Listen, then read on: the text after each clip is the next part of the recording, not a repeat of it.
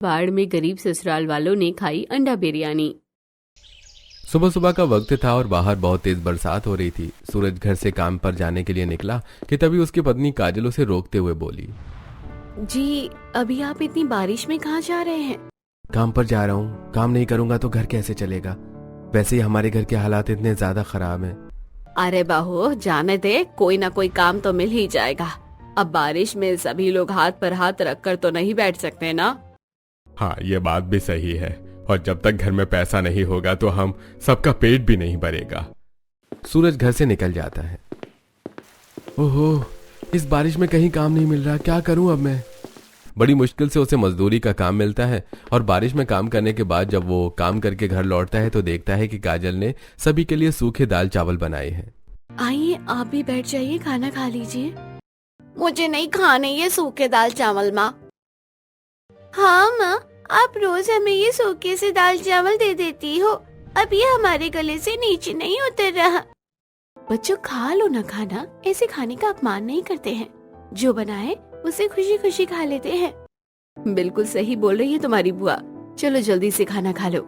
हाँ बेटा, जो कुछ मिल रहा है उससे पेट भर लो, वरना किसी किसी को तो ये भी नसीब नहीं हो रहा।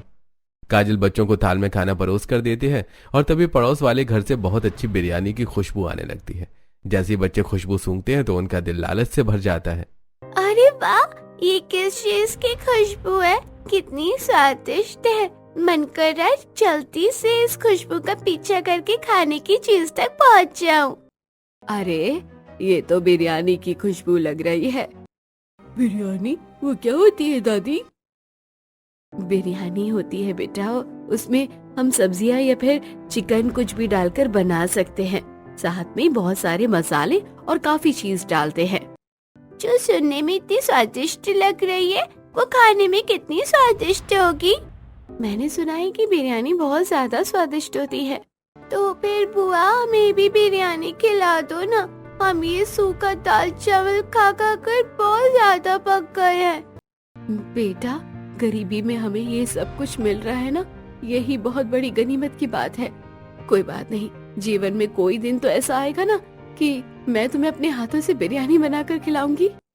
काजल जैसे जैसे बच्चों को समझाकर खाना खिलाती है और जब रात को सब सो रहे होते हैं तो ओहो, फिर से छत टपक रही है।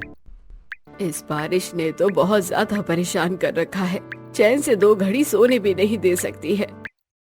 जल्दी कीजिए, जहाँ जहाँ से पानी टपक रहा है वहाँ पर बर्तन रख दीजिए। मैं बच्चों को संभालता हूँ, तुम सब बाकी का काम देखो। क्या हो गया? घर में इतनी भगदड़ क्यों मची हुई है? अरे पागल, बारिश आ गई है और हमारे घर में पानी भर रहा है, वो देख। सभी नींद में छत से टपक रहे पानी को बर्तन में इकट्ठा करके बाहर फेंकते हैं। अरे, ये क्या गजब हो रहा है? अब बाहर का पानी भी अंदर आ रहा है। अब क्या करें? चलो राखी, मिलकर जल्दी से पानी बाहर निकालते हैं, वरना हमारे घर में तो सैलाब आ जाएगा। एक के बाद एक मुसीबत बढ़ती जा रही है। कुछ समझ नहीं आ रहा कि क्या हो रहा है। अब जो मुसीबत आई है उससे छुटकारा तो पाना ही पड़ेगा ना। सबको मिलकर एक साथ कोशिश करते रहना पड़ेगा। भगवान, बस अब बारिश जल्दी से रुक जाए। जैसे तैसे करके सभी लोग मिलकर सारी रात बरसात का सामना करते हैं। अगली सुबह, जी, मैंने आपसे कहा था ना कि थोड़े पैसे जोड़कर घर की मरम्मत करवा लेते हैं। अरे तो मैं कौन सा अपने शौक से घर की मरम्मत नहीं करवा रहा हूँ? तुम जानती हो इतनी महंगाई में घर बड़ी मुश्किल से चला रहा हूँ। अब सारी रात हमें बर्तन लेकर बैठे रहना पड़ता है पानी के चलते। मैं क्या करूँ, तुम ही बताओ। घर पर सबका पेट भरूं या फिर घर बनाऊं? करूँ तो क्या करूँ? अरे तुम दोनों आपस में क्यों बहस कर रहे हो? ये तो हमारी किस्मत में ही लिखा हुआ है। हाँ बेटा, तुम दोनों आपस में अपना रिश्ता खराब क्यों कर रहे हो? ये घर हम सब का है, हम सब मिलकर मेहनत करेंगे इसे सही कराने के लिए। हाँ भैया भाभी, इस बात पर मिट्टी डालिए। अब आप दोनों शांत हो जाइए और लड़ाई खत्म कीजिए। माफ कीजिएगा, बस हालातों से परेशान होकर मैं थोड़ा गुस्से में आ गई थी। सभी लोग फिर से आपस में मिलजुल कर रहने लगते हैं, लेकिन अब बरसात के चलते घर के हालात बहुत ज्यादा खराब हो रहे थे। पहले तो छत कम टपकती थी, अब ज्यादा टपकने लगी थी। लेकिन अब पुरानी खिड़कियां भी टूट गई थी और दीवारों में दरार आ गई थी। घर की हालत तो दिन पर दिन बहुत खराब होती जा रही है। अगर मौसम की मार ऐसे ही घर पर पड़ती रही तो हमारा मकान तो ढह जाएगा और या कभी भी गिर जाएगा। भगवान, हम गरीबों पर कृपा करना। बिल्कुल सही कहा। पता नहीं इस बारिश के कहर में हमारा काम कैसे चलेगा। घर की तरफ देखकर काजल रसोई में जाती है और देखती है कि राशन के डिब्बे भी खाली हो रहे हैं। अब घर में राशन भी खत्म हो रहा है। अगर मैंने इनको कहा तो ये और ज्यादा परेशान हो जाएंगे। एक मुसीबत जाती नहीं है कि दो मुसीबत आ जाती है। जहां एक तरफ काजल घर और राशन से परेशान होती है, वहीं दूसरी तरफ हर दिन बरसात का कहर ऐसे ही जारी रहता है और सूरज बरसात में ही कमाने के लिए घर से बाहर निकलता है। भटकता हुआ सूरज एक जगह काम पर जाता है और उस आदमी से कहता है, भैया इस काम के तो 100 रुपए लगेंगे। अरे 100 रुपए नहीं, 50 रुपए में करना है तो कर, वरना रहने दे। पर 50 रुपए तो बहुत कम है भैया, 100 रुपए का ही काम है। अरे देखो 50 रुपए में करने के लिए बहुत आदमी तैयार खड़े हैं, तुम्हें नहीं करना तो साफ बता दो। नहीं मैं करूंगा, अभी मेरे लिए 50 रुपए भी 5000 के बराबर है। तो ठीक है, फिर जल्दी से काम करो और अपने पैसे लो और जाओ यहाँ से। सूरज जल्दी से उस आदमी के काम को खत्म करता है और वो आदमी सूरज को 50 रुपए देता है, जिसे देखकर सूरज की आंखों में आंसू आ जाते हैं। भगवान, इस 50 रुपए से मैं अपने पूरे परिवार को कैसे खिलाऊंगा? महंगाई इतनी है और ऊपर से मौसम इतना ज्यादा खराब है, कुछ अच्छा और सस्ता मिलता भी नहीं है। 50 रुपए को लेकर सूरज एक राशन की दुकान पर जाता है और वहां से चावल खरीदकर घर पहुंचता है। काजल, मुझे बस 50 रुपए मिले थे और उनसे मैं चावल खरीद कर ले आया हूँ। तुम एक काम करो, सबके लिए चावल बना दो। जी कोई बात नहीं, आप जो ले आई हैं वही ठीक है। कम से कम भूखे पेट तो नहीं रहना पड़ेगा ना, कुछ तो खा लेंगे। हाँ भैया, आप इतनी मेहनत से कमा कर ला रहे हैं, ये भी बहुत बड़ी बात है। तभी वहां पर विमला आ जाती है और उसकी नजर सूरज की फटी हुई कमीज पर जाती है जिस पर खून लगा हुआ था। अरे सूरज बेटा, ये क्या तेरी कमीज फटी हुई है और खून भी निकला हुआ है? माँ, वो बारिश की वजह से हर तरफ कीचड़ पानी भरा हुआ है, तो मैं गिर गया था और मुझे थोड़ी सी चोट लग गई। हे राम, मेरा तो ध्यान ही नहीं गया। अजय आप ठीक तो हैं? मलहम लेकर आऊं मैं आपके लिए? नहीं मैं ठीक हूँ, ज्यादा चोट नहीं लगी है। भैया, हम सबके लिए आपको कितना कुछ सहना पड़ रहा है। अरे कोई बात नहीं पगली, ये तो मेरा फर्ज है। अब प्रकृति हम पर कहर कर रही है तो हम क्या कर सकते हैं। काजल जल्दी से सूरज के लाए हुए चावल सभी के लिए बना देती है और सभी लोग खाना खाकर सो जाते हैं। लेकिन रात को फिर से बारिश हो जाती है और सभी को फिर से बर्तन लेकर बैठना पड़ता है और घर से पानी भी निकालना पड़ता है। अगली सुबह, बेटा मैंने कुछ पैसे जमा करके रखे हुए थे, एक काम कर, तू बाजार जाकर उन पैसों से एक बड़ी सी तिरपाल खरीद ला। पर वो किस लिए है पापा? हम बड़ी तिरपाल का क्या करेंगे? उससे हम घर की छत पर बिछा देंगे, क्या पता पानी टपकने से थोड़ी राहत मिल जाए। अच्छा ठीक है ससुर जी, जैसा आप कहे मैं भी इनके साथ ही चली जाऊंगी मदद के लिए। दोनों पति पत्नी बाजार जाते हैं और एक दुकान पर पहुंचते हैं जहां पर वो अपने घर के छत को ढकने के लिए तिरपाल देख रहे होते हैं। तभी उनकी नजर दुकान में चल रही टीवी पर जाती है जिसमें न्यूज रिपोर्टर बोल रही होती है, इलाके के सभी वासियों को ये सूचित किया जाता है कि बारिश आने वाले दिनों में और ज्यादा भयंकर रूप ले सकती है। ऐसे में आप सभी लोग अपने घरों में सुरक्षित रहें और अपने खाने पीने की चीजों का खास प्रबंध करके रखें। बाढ़ जैसे माहौल की पूरी स्थिति बनी हुई है। इस खबर को सुनकर काजल और सतीश और ज्यादा घबरा जाते हैं।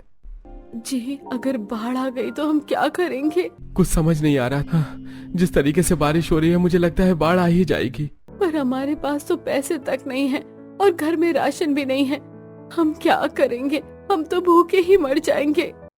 चिंता मत करो, मैं काम करके थोड़े बहुत पैसे लेकर आऊंगा, उससे हम राशन रख लेंगे घर में। काजल को समझाकर सूरज वापस से घर ले आता है। अब अगले दिन सूरज फिर से काम की तलाश में घर से निकलता है और जैसे तैसे करके वो 500 रुपए कमा कर लाता है, जिसमें वो चावल और अन्य सूखी खाने की चीजें जैसे कि ब्रेड, मुरमुरा, पोहा ऐसी चीज ले आता है। रात को जब सभी लोग खाना खाते हैं तो ये क्या है माँ, आप हमें सब्जी के साथ मुरमुरा क्यों दे रही हैं? पहले आप हमें सूखे दाल चावल देती थी और अभी ये सूखा सब मुरमुरा दे रही हो, वो भी 2 चम्मच सब्जी के साथ। बेटा, बारिश की वजह से तेरे पापा को काम नहीं मिल रहा है और खबरों में बताया गया है कि बाढ़ आ सकती है, इस वजह से ये सब हम लेकर आ गए हैं। हाँ बच्चों, अभी हमें यही खाकर गुजारा करना पड़ेगा, क्या पता आने वाला वक्त कैसा हो। मेरे बच्चों, आज ये खाकर पेट भर लो, क्या पता कल को भगवान हमें कुछ अच्छा खाने को दे दे। बड़ों की बात मानकर बच्चे जैसे जैसे मुरमुरा और सब्जी खाकर पेट भर लेते हैं। अगले दिन गुन्नू और सोनू गली में खेल रहे होते हैं, तभी उन्हें पड़ोस से बहुत अच्छी खुशबू आती है। देखो, ये खुशबू कितनी अच्छी आ रही है। सही कहा तुमने, बहुत अच्छी खुशबू आ रही है। ऐसी खुशबू तो मैंने पहले कभी नहीं सूंघी। चलो जरा देखते हैं किस चीज की खुशबू है। दोनों देखते हैं कि पड़ोस के दो अमीर घर के बच्चे सोनम और गुड्डू आराम से अंडे की बिरयानी खा रहे थे, जिसे देखकर दोनों के मुंह में पानी आ जाता है। तब सोनम उन्हें देख लेती है और ओ, तुम दोनों भी अंडा बिरयानी खाओगी क्या? हाँ आजा आजा, खा ले खा ले। तूने कभी वैसी भी अंडा बिरयानी नहीं खाई होगी, ना ही कभी देखी होगी। हाँ नहीं, हमें नहीं खाना है, तुम खाओ। हाँ, हमें ये पसंद नहीं है। अच्छा, अरे इनको पता ही नहीं है कि अंडा बिरयानी किस चिड़िया का नाम है। इन्होंने तो देखा ही पहली बार है, आज वो भी हमारे हाथों में। आ जाओ, खा लो। खाओगे ना? मुंह में पानी आ रहा है ना? हाँ। सोनम और गुड्डू लगातार गुन्नू और सोनू को अंडा बिरयानी दिखाकर चढ़ाते हैं और दोनों गरीब बच्चे मुंह में पानी आ जाता है। और तभी सोनम अंडा बिरयानी उठाकर डस्टबिन में डाल देती है। लो, अब यहाँ से निकाल कर खा लो और अपना पेट भर लो, क्योंकि हमने जितना खाना था हमने तो खा लिया। अब तुम इसमें से निकाल कर खा लो। तुम भी कचरा और पिज्जा भी कचरा हो गया। इतना बोलकर दोनों भाई बहन आपस में ताली मारकर हंसते हैं और वहां से चले जाते हैं। दिन गुजर जाते हैं और लगातार बारिशों की वजह से काजल के घर के हालात बहुत बिगड़ जाते हैं। और एक दिन पड़ोस की दो औरतें सविता और मंगल काजल के परिवार की बेइज्जती करते हुए बोलती हैं। देखो तो कैसे लोग हैं, ऐसे कचरे में रह रहे हैं। अरे इनसे इतना ही नहीं होता कि 4 पैसे कमाकर घर में थोड़ा सीमेंट लगा ले। अरे जितना कमाते हैं सब पेट में डाल लेते हैं, बस पेट भर जाए। और इन्हें क्या चाहिए? राम राम राम, इनसे अच्छे तो जानवर है। कम से कम बैठने से पहले अपने पूंछ मार कर वो जगह साफ तो कर लेते हैं। अरे इन जैसे लोगों का कुछ नहीं हो सकता। ये पैदा भी गंदे में होते हैं और फिर गंदे में ही मर मिट जाते हैं। मुझे तो इन लोगों को देखकर ही घिन आ जाती है। मैं तो हमेशा अपने घर के खिड़की दरवाजे बंद रखती हूँ कि कहीं इनका मनहूस साया ना पड़ जाए हमारे घर में। मंगला और सविता की ऐसी बातें सुनकर काजल और उसके परिवार को बुरा तो बहुत लगता है, लेकिन बेचारी कुछ बोल नहीं पाती हैं। वक्त गुजरता है और घर में अब खाने पीने की और तंगी हो जाती है। वहीं अगल बगल के लोग जोमेटो और बाकी चीजों से ऑनलाइन खाना मंगाकर खाते हैं। बाकी सब कितने मजे से बारिश के मौसम का मजा ले रहे हैं। एक हमें जिन्हें खाने में भी बस सूखे दाल चावल मुरमुरा ब्रेड यही सब मिल रहा है। बेटा, किसी का कांच का घर देखकर अपनी मिट्टी के घर को नहीं तोड़ते हैं। हाँ बेटा, हमें हमारे हालातों के हिसाब से चलना पड़ेगा ना। लोगों के पास पैसा है तो वो अपनी शौक पूरे कर रहे हैं। बहू, ये बच्चे हैं, अब बच्चों में इतनी समझ कहाँ। वो तो बस जो देखते हैं उसको पाने के लिए लालच करने लगते हैं। बस थोड़ा सा सब्र रखो बेटा, हमारा आने वाला भविष्य बहुत अच्छा होगा। बच्चे सबकी बात सुनकर चुप हो जाते हैं। कुछ ही दिन गुजरते हैं और काजल एक दिन बच्चों को घूमने के लिए बाजार ले जाते। तभी बच्चे एक अंडा बिरयानी के ठेले के पास से गुजरते हैं और उसकी खुशबू सुनकर दोनों बोलते हैं। कितनी अच्छी खुशबू आ रही है। सच में मुंह में पानी आ गया इस खुशबू से तो। माँ, किस चीज की खुशबू है? ये अंडा बिरयानी की खुशबू है बेटा। उस ठेले पर अंडा बिरयानी बिक रही है। माँ, खिला दो ना थोड़ी सी लेकर, मुझे रहा नहीं जा रहा है।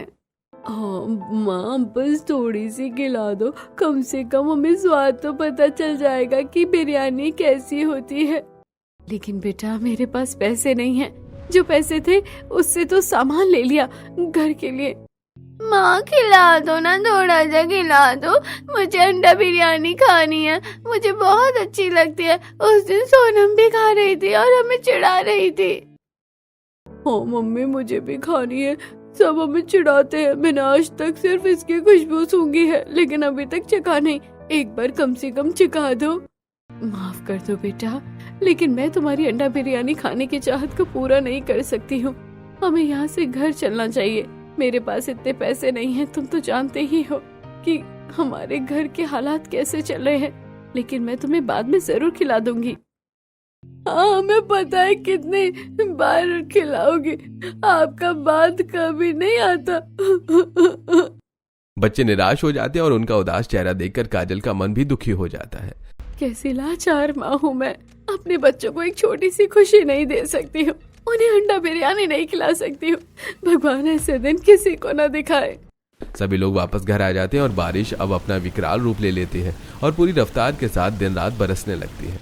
और ऐसे में काजल के परिवार वालों का बुरा हाल हो जाता है। घर में पानी भरने लगता है। अब हम क्या करें? अब तो घर से पानी निकालने का भी कोई फायदा नहीं। बाहर हर तरफ पानी ही पानी है। ये बारिश तो रुकने का नाम ही नहीं ले रही है और आसमान का हाल देखकर लग रहा है कि बारिश रुकेगी भी नहीं। अब क्या करें? हमारा तो घर भी टपके जा रहा है। मुझे लगता है हम सबको घर से बाहर निकल जाना चाहिए। हमारे घर की जो हालत है, ये घर और ज्यादा देर इस बारिश का सामना नहीं कर पाएगा। राखी की बात बिल्कुल सही है, हमें बच्चों को सही सलामत लेकर बाहर निकल जाना चाहिए। लेकिन बाहर कहाँ जाएंगे? बाहर हर तरफ पानी ही पानी है। अब बाहर निकलेंगे तो कहीं ना कहीं तो पहुंच जाएंगे। हमें जल्दी से जल्दी निकलना चाहिए, पर उससे पहले एक काम करना है। छोटा सा काम बाकी है। इतना बोल के सूरज जल्दी से रसोई में जाता है और अपने पैसों से जो वो चावल खरीद कर लाया था उसे बहुत अच्छे से पैक कर लेता है ताकि बारिश से चावलों को कोई नुकसान न हो, और उन्हें अपने सिर पर रख लेता है। अब हम जहाँ भी रहेंगे कम से कम कुछ बनाकर तो खा लेंगे। ये चावल ही हमारा पेट भर देंगे। चलो हम सब घर से बाहर निकलते हैं। जी ठीक है। और जो थोड़ा बहुत जरूरत का सामान बरसात से बच गया था वो भी मैंने रख लिया है। अब देर नहीं करनी चाहिए, जल्दी निकलिए घर से, पानी बहुत ज्यादा बढ़ता जा रहा है। सभी लोग जैसे ही घर से बाहर निकलते हैं तभी एक जोरदार आवाज के साथ काजल और उसके परिवार की आंखों के आगे उनका मकान ढह जाता है और मलबे का ढेर बन जाता है। सही वक्त पर हम बाहर निकल आए, वरना हम भी इस मलबे के नीचे दबकर भगवान को प्यारे हो गए होते। जान बची तो लाख हो पाए। अब आगे क्या करना है वो अब हम अपने आप देख लेंगे। चलो चले यहाँ से। जहाँ तक नजर जा रही थी पानी के अलावा कुछ नजर नहीं आ रहा था। इस पानी में कहाँ जा रहा है? कहीं कोई रास्ता नजर नहीं आ रहा है। मुझे तो कोई सुरक्षित स्थान ही नहीं दिख रहा। जहाँ तक नजर जा रही है बस सैलाब है। कोई तो जगह होगी हमारी तरह, और भी लोग हैं जो सिर ढकने के लिए कहीं ना कहीं तो गए होंगे। इस बारिश में और बाढ़ ने न जाने कितनों का जीवन तबाह कर दिया है। सरकार ने कोई भी मदद नहीं भेजी है। कम से कम हम जैसे लोगों का थोड़ा बहुत ख्याल ही कर ले। दादी, हम कब से चले जा रहे हैं इस पानी में और नहीं चला जा रहा। हाँ दादी, मेरी तो चप्पल भी टूट गई और पैरों में पता नहीं क्या क्या चुभ रहा है। थोड़ी और मुसीबत और पानी को पार करने के बाद सभी लोग एक सुरक्षित स्थान पर पहुंचते हैं। गांव से दूर एक जगह जो ऊंचाई पर थी, जहां पहले से कुछ और लोग टेंट लगाकर अपना गुजर बसर कर रहे थे। शुक्र है जो हमें थोड़ा बहुत रहने को जगह तो मिल गई। अब तक जब तक हालात काबू में नहीं आ जाता तब तक हमें यहीं रहना होगा। बच्चे देखो, हमें रहने के लिए जगह मिल गई। अब सब ठीक हो जाएगा।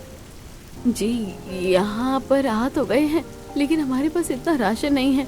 हम गुजारा कैसे करेंगे? अभी जो है उसको सोचो, आगे क्या होगा ये देख लेंगे हम। बाकी सभी लोगों की तरह काजल के परिवार वाले भी एक छोटा सा टेंट लगा लेते हैं और उसी के अंदर रहने लगते हैं। और अगले ही दिन पूरे इलाके में बाढ़ आ जाती है। हालात बेकाबू हो जाते हैं। लोग त्राही त्राही करते इधर उधर भागने लगते हैं। सही समय पर हम यहाँ पहुँच गए, वरना पता नहीं हमारा क्या होता। सही कह रही हैं आप। कैसे लोगों की आशाएं पानी में डूबकर बर्बाद हो रहे हैं। कितना दर्द सबकी आंखों में भरा हुआ है। प्रकृति के आगे किसी की नहीं चलती बहू। प्रकृति जब विकराल रूप ले लेती है ना तो सब कुछ तबाह कर देती है। भगवान हमारी और बाकी सबकी खूब मदद करे, मेरी तो यही प्रार्थना है। सुरक्षित स्थान पर होने की वजह से अब बाढ़ के पानी का तो काजल के परिवार वालों को कोई खतरा नहीं था, लेकिन जरूरत की चीजों की बहुत ज्यादा दिक्कत हो रही थी। ऐसे ही एक दिन जी आप एक बार घर की तरफ जाइए ना, देखिए ना वहाँ कैसे हालात है। अब और साथ ही थोड़े से चावल भी ले आइए। हाँ मैं चला तो जाता हूँ, पर मेरे पास कुछ पैसे बचे हैं। बाकी सब तो हमारा बाढ़ में ढह गया है। बस थोड़े से पैसे बचे हैं, उसकी मदद से कुछ चावल आ जाएंगे। सही कहा, कम से कम हम रूखा सूखा कुछ तो बनाकर खा पाएंगे। लेकिन बेटा हर तरफ हालात बहुत खराब है और बारिश भी बहुत तेज हो रही है। मैं भी आपके साथ चलती हूँ। सूरज और काजल दुकान से चावल खरीद लेते हैं और वापस जब घर की तरफ जाने लगते हैं, एक लकड़ी की पेटी पानी में बहती हुई उनकी तरफ आ रही है। अरे इस पेटी में क्या है? काजल रुको, मैं लेकर आता हूँ। जी इसमें तो लगता है कि कोई सामान है। कोई बाढ़ में अक्सर ऐसे कोई बहुत से सामान बह जाते हैं, तो कई बार कुछ काम का भी मिल जाता है। अरे इसमें तो बहुत सारे अंडे हैं और सारे के सारे एकदम सही हैं। और हमारे पास चावल भी है। एक काम करते हैं, आज बच्चों को अंडा बिरयानी खिला देते हैं। हाँ, वैसे भी हमारे बच्चों की चाहत थी कि वो अंडा बिरयानी खाएं। अब हम एक कम से कम इनको अंडा बिरयानी बनाकर खिला पाएंगे। पेटी को लेकर काजल और सूरज अपनी जगह पर पहुंचते हैं। क्या हुआ, चावल मिल गए? जी पापा जी, हमने चावल खरीद लिया है, लेकिन हमें रास्ते में बाढ़ के पानी में एक केन मिली जिसमें बहुत से अंडे हैं। अरे वाह भाभी, ये तो बहुत अच्छी बात है, ये तो कमाल हो गया। अब मैं आप सबके लिए अंडा बिरयानी बनाऊंगी। अरे वाह, अब तो असली मजा आएगा। लेकिन हमारे पास अंडा बिरयानी बनाने के लिए ज्यादा सामान नहीं है। कोई बात नहीं मम्मी जी, आप चिंता मत कीजिए, मैं हूँ ना।